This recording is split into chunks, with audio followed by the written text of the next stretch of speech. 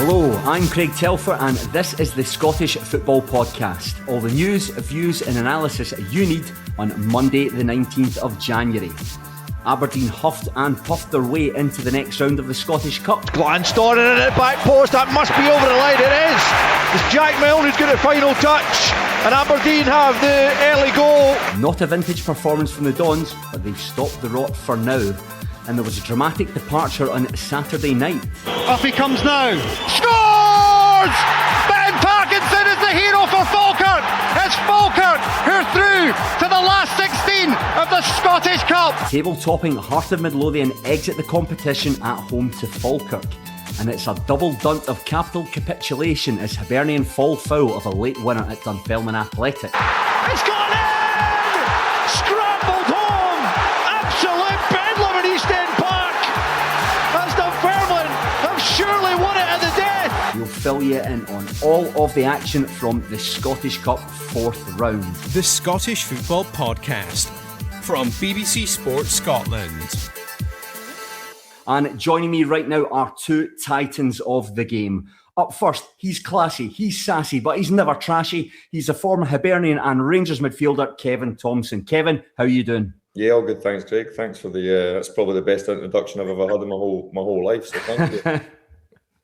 And up next, he's the man of the hour, the tower of power. He's sweet, but he's not sour. He's Daily Record sports writer Scott McDermott. Scott, it's great to have you with us too. Cheers, Craig. And now let's get into the action. We will begin with Sunday afternoon at Pittodrie. Aberdeen recorded a 1-0 win over Raith Rovers, courtesy of Jack Milne's 9th-minute strike. I'll come to you first, Scott. Aberdeen weren't particularly convincing at the back. They weren't particularly convincing up front either, but nevertheless, they've progressed to the fifth round. I think Peter Leven and everyone associated with the club will be delighted with this result. Yeah, of course they will. I mean, a few big clubs have gone out of the competition, so Aberdeen wouldn't have wanted that to happen to them today. You're right, it wasn't convincing, but it's a team struggling for confidence, I think, Craig, especially going forward. There's obviously the uncertainty over the manager who's going to come in. There was a few plus points. Listen, I thought Lyle Cameron was the best player on the pitch. Obviously getting his debut, coming in for Rangers. I don't think he's anywhere near fully fit yet. He got a good reception as well for the Aberdeen fans, which some people were doubting, but I thought he was really good coming in for his debut. Had a real influence in the game, a real impact in the middle of the pitch. So that would have done him the world of good. But no, Aberdeen, that was a tricky tie for them, and there was a spell in the first half where Raith actually got a grip of the game and probably had to score. They had a couple of wee half chances, a couple of really good blocks, one in particular for Nicky Devlin. Kind of kept him out, but I think Aberdeen probably deserved it. They upped the game in the second half and they'll just be pleased to be in the next round. Kevin, Scott's mentioned Lyle Cameron making his debut there, played 84 minutes. What do you think he'll bring to this Aberdeen side? So I think he's a cracking wee player, Craig. I think he's just touched on what Scott mentioned there. He's probably been a wee bit unlucky with picking up a couple of injuries at probably key times. He'd obviously had a wee sniff under Russell Martin. The team wasn't going particularly well. I think he's a real good football player. I'm actually surprised walking alongside him trackside to see actually how small he was. I never realised he was so small, but he always caught the eye when he played for Dundee for me. I thought he would go on and become a good Rangers player. Probably timing for him, which without getting the violin out, if the team were maybe firing like it is now, it's an easier transition to come into the squad. I think he's been a wee bit unlucky as an individual. And listen, Aberdeen are a brilliant club. They're a big club, so it'll give them the platform to hopefully go and get fit, to hopefully get minutes under his belt, to hopefully flourish. And as Scotty mentioned, a good performance today. I actually felt that Aberdeen, they did huff and puff, but I think stat-wise they were probably more in control than it looked. They probably just never capitalised on some of the chances they had. I think 18, 19 shots on goal, so it probably could have been a more comfortable afternoon for them. But for Peter Leven and his staff, the players for the club, just to get in the next round is so important. And on Sunday's late match, Celtic eventually dispatched West of Scotland Premier Division crack troops Auchinleck Talbot 2-0. Johnny Kenny and Sebastian Tunetke got the goals. Scott, is there anything to be said at all about this match? Did we learn anything about Celtic or anything about Talbot at all? In terms of Celtic, I mean, I don't know about learning so much about them, but I think, again, going forward, following on for the Falkirk game the other night, I just think they were a bit flat again going forward in the final third, and I think that will be a worry to Martin O'Neill. And Sean Maloney. But look, today all the credit has to go to Auchinleck. I mean, the way they defended, I thought was incredible. For a team at that level, you think of the divide between Celtic and Auchinleck and where they are. I thought the skipper, Neil McPherson, absolutely brilliant for them at the back. And to go 86 minutes at only 1-0, the first goal for Celtic that Kenny gets, they get a bit of luck with the deflection on the cross that takes it into his path. Apart from that, Auchinleck defended absolutely brilliantly, for almost the whole game. And obviously, Tunecki comes up with a bit of magic with 5 minutes to go just to put the tin lid in it. So I think it was all about Auchinleck. I think they deserve all the credit. For Celtic, of course, it was a no-win situation for them. People expected them to go and rack up goals and win. But I think there'll be a slight concern again, even though there was a load of changes, just a bit flat in the final third, no creating real gilt-edged chances. And that's something they're going to need to put right, obviously, in the next few weeks before the window closes. Kevin, you'll have no doubt played against sides that are much further down the pyramid during your career. What are those matches like to take part in? Yeah, listen, they're great. Everybody loves the Scottish Cup, doesn't it? That's why we're all football fans. For me to get my hands on that as a player was a dream come true, really. It's what you dream of, getting that day in May at Hampden to try and get your hands on that trophy. So I think the whole system allows Talbots, these type of teams, to have that fairy tale dream. And then when you get the big tie against Celtic, there's obviously a huge monetary value there for these lower teams. When I was at Kelty, a cup run was so important as well. So you start to value it, I suppose, when you're on the other side, rather than being potentially one of the big boys. But I thought the Talbot were, I thought they were terrific. I thought they defended really well. I kind of echo what Scott says, and it's not kind of like putting the boot into Celtic, but when James Forrest still looks like your most creative spark, and I know Jamesy quite well, not too personally, but I think he's a brilliant player, had a wonderful career. But it was a wee bit like when Kenny Miller was at Rangers. I felt when you're one of your oldest players is still one of your brightest sparks in the final third. I think that has to be an overriding concern. And goals are hard to come by for Celtic. So I think even though they've gotten the next round, I do think Martin O'Neill will do a great job there. I certainly wouldn't write them off in any competition that they're involved in. But it was a huff and puff performance. And I think when you look at somebody as successful as a guy like James Forrest, I don't think Celtic would be flying their hopes on James Forrest carrying it with the title, if that makes sense, but in the greatest respect.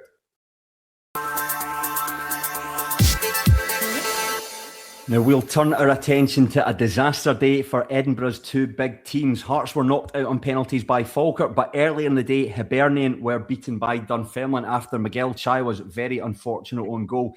Kevin, you were at the match. It was your old team dumped out the competition. Don't think many people would have seen this result, given Hibernian's decent form of late.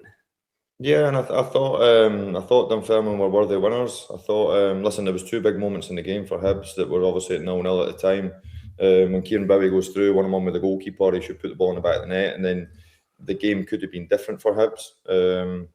Clegy has a wonderful chance for a brilliant ball in. I think it's Cadden that chips it in at the back post, right in the middle of the sticks. Clegy straight at Mehmet and goals. It could have put them 1-0 up, but I have to say, when you think of the disparity between a Hibs and a Dunfermline, albeit there's not a million places between them, Championship to obviously Premier League, Dunfermline never looked like a Championship team. The back three were terrific.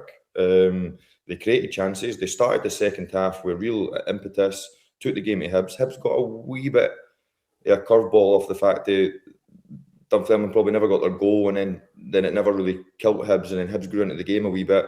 I don't think the changes helped Hibs. I thought Kieran Bowie going off, they lost a real physical edge. Martin Boyle and obviously Clegy through the middle just never really worked. And listen, Dunfermline, as you know, with Neil Lennon, he gets his teams fired up. They're hard to beat. They're robust. They rode their luck at times, but I have to say they were worthy winners in the end, albeit, as you mentioned, a wee bit luck. Kieran Gwenya heading in the back of to Chawa and ending up in the back of the net. But wonderful scenes, brilliant club Dunfermline, huge crowd, great advert for Scottish football. Yeah, brilliant scenes when that. Unless you're heavy, of course, aye. And brilliant scenes, as Kevin says, when that ball hit the back of the net. Scott, that was Dunfermline's first match of 2026. What a way to kickstart the year. What do you think this will mean for Neil Lennon's team going forward? Well, it should just give them a huge boost psychologically, just in terms of the belief within the camp. But Kevin said, or you said at the start, nobody really expected that result. I did think that that was where there was a possibility, a shot, just partly because of Neil Lennon. I just think, in terms of managers being able to get their teams set up for one-off games and he pull off big results. He's so adept at that, so experienced. I thought Hibs were flat in the game, I must admit. Even when you look at the winning goal, sure Kev will agree, you look at Yuan, just a lack of desire at the back post, not to mark his man, both for the corner just before the goal and then for the goal itself. And as you say, look, a huge boost for Dunfermline, but a real body blow for Hibs, because it feels as if the kind of feel-good factor's been back around Hibs league-wise, lately, getting decent results, kind of climbing up the table. That'll be a real sucker punch for David Gray. You think he has kind of history in the competition. They've had real ambitions to go deep in it this year. It's obviously a tricky tie away to Dunfermline 4th round, but he'll be disappointed with the performance. And as I say, a real kick in the teeth to go out at this stage. And as for Hearts and Midlothian, Kevin, what do you think this will mean in terms of the title race? They're playing Celtic next. Cammy Devlin is out. Lauren Shanklin might be an injury out. How big a bearing do you think the going out of the Cup to Falkirk will have on the title race? Yeah, listen, I think it's a sucker blow just in general for Hearts, because I know what Derek McInnes is like. I know the mentality that he's got, so he'll want to be competitive in every competition. Hearts will, the fan base will have the same expectations as all the big clubs. They'll want to get as deep into the competition as they can. I don't think it's the end of the world when it comes to the title race for them. Obviously, the will now fall onto a weekend that will be potentially a free weekend for them. There's opportunity to rest some players, etc., etc.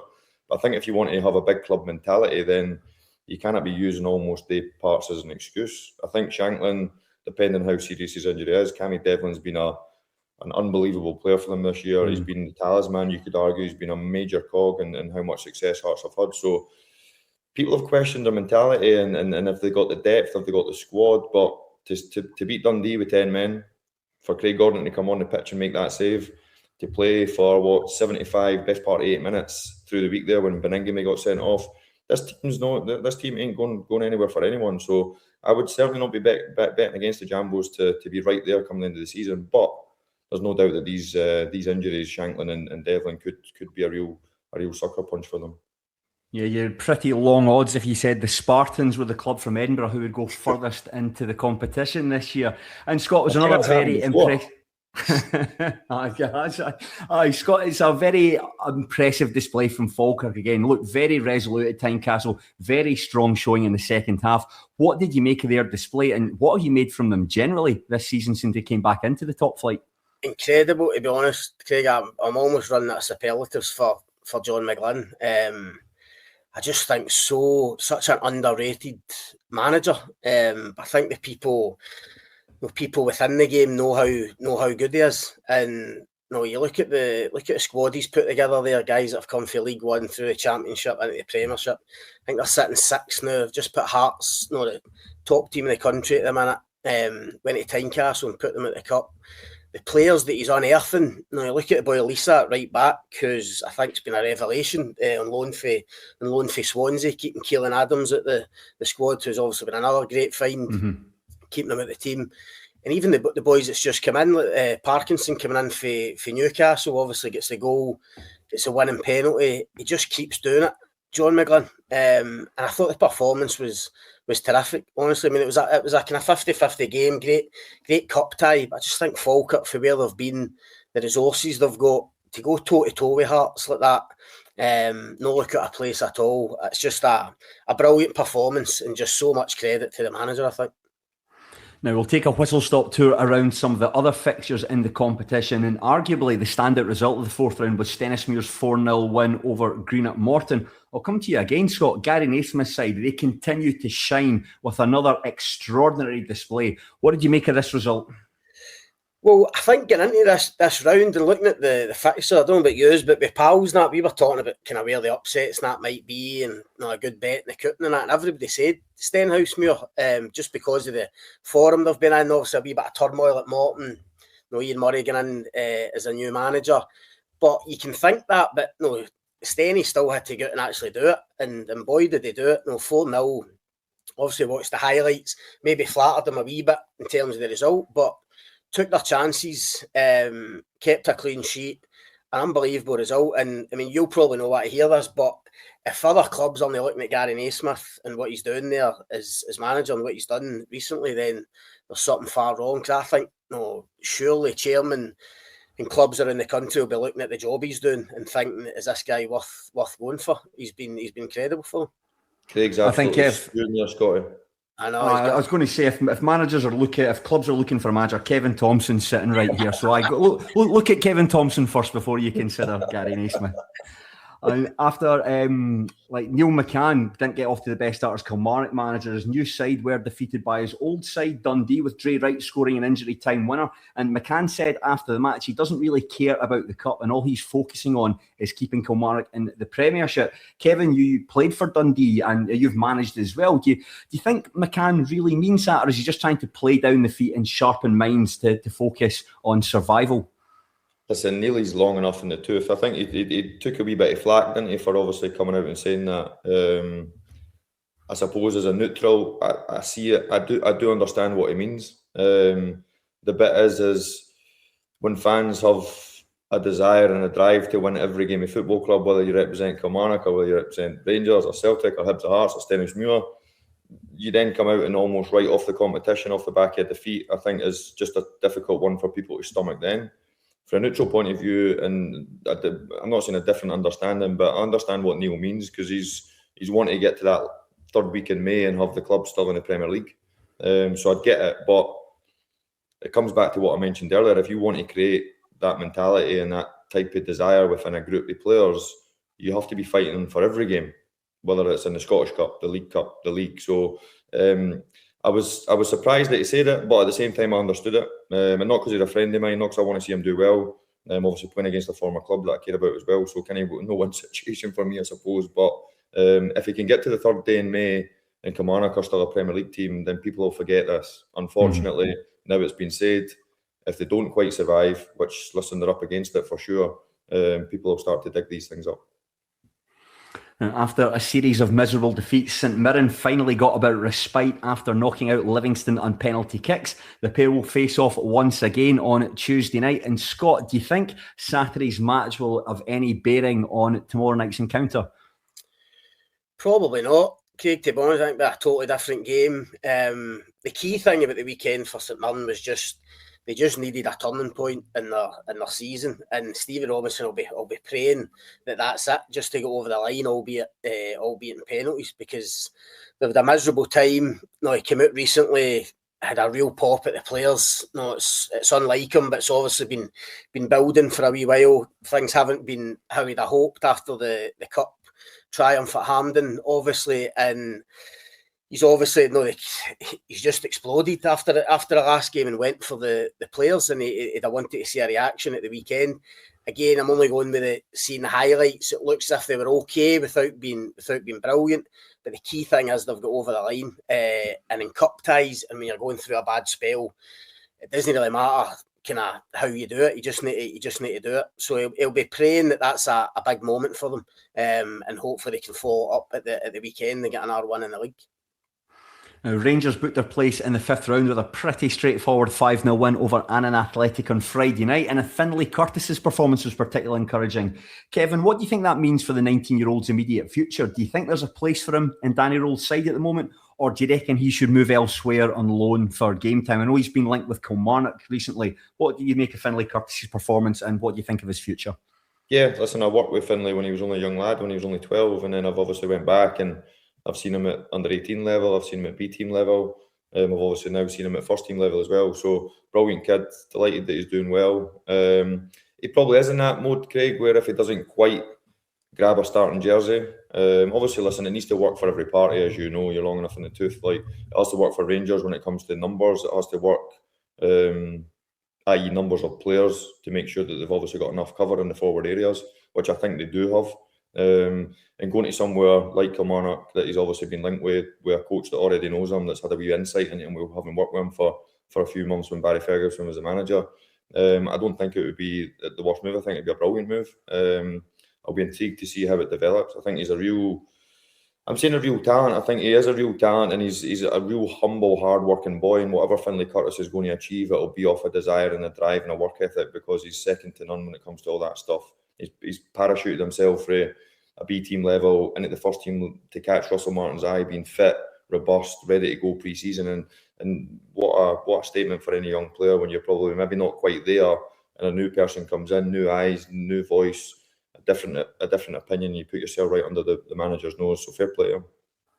Scott asked you if we learned anything from the match between Auchinleck Talbot and Celtic. Did we learn anything from this match between Rangers and an Athletic? Not really, Craig. I mean, look, Danny Rowe obviously he made a lot of changes, and you're looking for guys to come in and make an impact.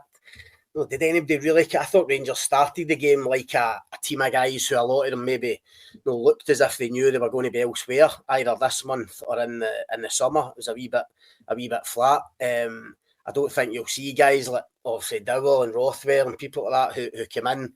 Don't know how long they'll be there for. So it was good for Danny Rowe in that sense that he could leave a lot of first team guys out, put these boys in, and obviously still got a pretty comfortable win. But nah, I mean, the other positives, Majowski coming in and getting goals. He's not a lot of game time. I think that'd do his confidence a world of good as well. The free kick for Asgard was incredible. I mean, probably going under the radar a wee bit just how good that goal was, because it's the fifth. Rangers fans will probably be looking at it thinking, God, could you not have kept that for an Old Firm game or a final or something? But fifth goal against Annan, so it's probably been forgotten about, but what a strike. So no, listen, it's been comfortable for Rangers. It keeps the momentum going. They obviously brought 3 new signings out before the game, which gives the crowd a boost, keeps that feel-good factor going. So no, it's a pretty good night for Danny Rowe, I would think.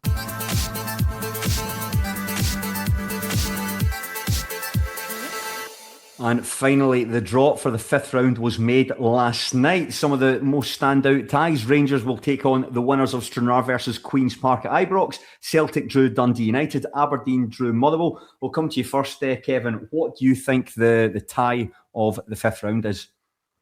Well, I've got a wee bit bias, obviously, because Kevin McDonald, Geordie, who we obviously call him, is Dunfermline. He's assistant. Well, he was assistant manager to Michael Tidser, who obviously is now at Kelty, who's now going to need to go back to Dunfermline, which might be a wee bit more uncomfortable for Tids. But obviously a Fife derby, one that I was obviously only involved in when it came to Cowdenbeath and Kelty rather than obviously a Dunfermline. So that would be... listen, I wouldn't write Neil Lennon's team off for going quite far in this competition. So they've probably got a draw, albeit Kelty will make it difficult for them, but that would be the one that that stands out to me. And obviously, naturally, I want Geordie to obviously do well. And what about yourself, Scott? Any fixture that catches the eye for you? There's a few. I mean, Steny Falkirk will be a cracker. I think that would be brilliant. Talk about how good John McGlynn's doing, but that will be a big test for them. Him coming up against Gary Naismith, two of them will know each other well. Aberdeen Motherwell, I think, is a cracker. Who knows if Aberdeen have a new manager? By then, you would imagine they would have. But Motherwell will fancy going up there and going through. And I suppose Rangers, if it is Queen's Park again, Rangers fans will be coming out in cold sweats thinking about Rangers Queen's Park at Ibrox in the Scottish Cup. So I think Rangers are in better shape than they were a year ago, right enough. So a few good ties to look forward to. Absolutely. The Scottish Cup, the greatest cup competition on this planet. That is all we have time for today. Many thanks to Kevin and to Scott for their insight and expertise, and many thanks to you for listening. Remember, we are here with new episodes of the Scottish Football Podcast bright and early every day, so to make sure you don't miss out, subscribe on BBC Sounds and have push notifications enabled on your phone. I've been Craig Telfer. Enjoy your football, but please do so respectfully. Thank you. It's petty, it's ill-informed. Are President Trump's cuts having an adverse effect on research? It's pandemonium. What number's that in the periodic table? PD, number 47. I don't know. I've done the shooting clays before. The longer you do it, the sorer obviously it gets. When Craig said there he'd been shooting the clays, I imagined him out a back line. Somebody's washing, you know. William Shatner, his secretary, contacted me to say, when Bill has a question now and again, can he contact you? And then one time he called me up and he wanted to know, David, what is a photon? I'm thinking, this is incredible. Captain Kirk wants to know what a photon is, you know. I once met a guy who referred to a globe as a bomb app. A bomb app. Look at the bomb app. What we normally do is spin the bomb app and we see where we go on holiday. The Off the Ball podcast, available every Monday on BBC Sounds.